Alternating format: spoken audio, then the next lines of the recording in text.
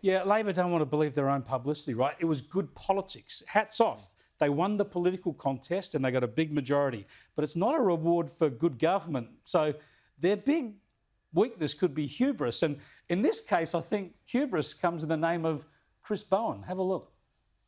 So I take that as well as an endorsement, as I said in an op-ed today, by the silent majority to say, keep going, get on with the job. That endorsement of his renewable energy plan. Just keep rolling out those windmills, Chris. We're right behind you. Well, I don't know if it was an endorsement of Labor's energy plan, but it was certainly a disendorsement of the coalition's, which was really a Clayton's plan. It didn't seem to have one. And I think that's the biggest challenge that Susan Ley's going to face. From which direction does the coalition attack Labor's energy policy, which they will say is driving the cost of living? They're already 2050 is now up for grabs. That's going to cause them trouble in Teal seats. And at the same time, nuclear has been, they've said, well, we should throw out nuclear. There have been calls from moderates to do that. Yes, the moderates. Where does this end up? Well, eventually reality has to get a look in, right? And that is, how do you have an electricity system that works? No one should be pretending what we're doing at the moment works. And the Liberals they hardly talked about energy during the campaign. No, well, not nearly enough. And the thing that makes me laugh about Bowen saying, well, our comprehensive win, this majority we've now got in the House, that is an endorsement specifically of our energy policies. I've said it before, and this isn't true of you because you watch Sky, so you know the truth. But the vast majority of Australians are not intimately familiar with each party's policies when they go to the polls. They've stood on enough polling booths over enough years to know plenty of people vote because they don't want to risk the fine if they don't, because we have mandatory voting here. So for him to then say, oh, this is the silent majority's endorsement of all I'm doing, driving up energy prices, putting up windmill farms, solar farms in the most ridiculous places, clearing hectares and hectares of great land, putting the farmers through nightmares, etc. and so on.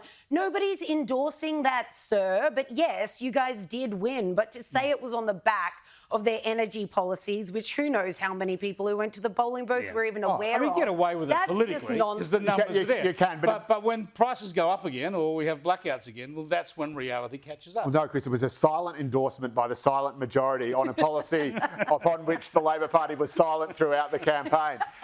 So it's something like that. But again, the difficulty is, and I think he will go ahead with it. And Bowen is smart and capable, and he'll push ahead. He's all in anyway. So whatever you think of it, it is going to happen. But again, the problem is the coalition is so divided on it, and energy policy kills governments and it kills oppositions. Yeah, but it's always worked for the coalition when they've been on the side of good, cheap energy. It's only killed the opposition when they've matched the Greens and Labor on net zero and the rest of it. That's how hard is it to be the leader and say, look, Australia is responsible for 1.3% of global emissions. We are not cutting out fossil fuels in a hurry whatsoever. Yeah. And until when and if the technology catches up that we can do this in a timely way, we're not doing it. Perhaps we do what Russia, America, China and India does. That'll be a good guide.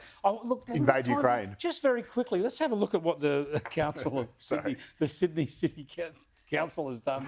They've closed their parks. Have a look. One of the reasons they say they're closing their parks to public events. I mean, what do you have parks for if not for public events? No, we're not going to see that. Well, it says that climate change is accelerating severe weather events, and that makes it difficult for them to have parks in their have events in their parks. Yep. And when you can't have that food festival in Hyde Park, it's because of climate change. That's why we've got to go with Chris Bowen and have windmills everywhere now, apparently.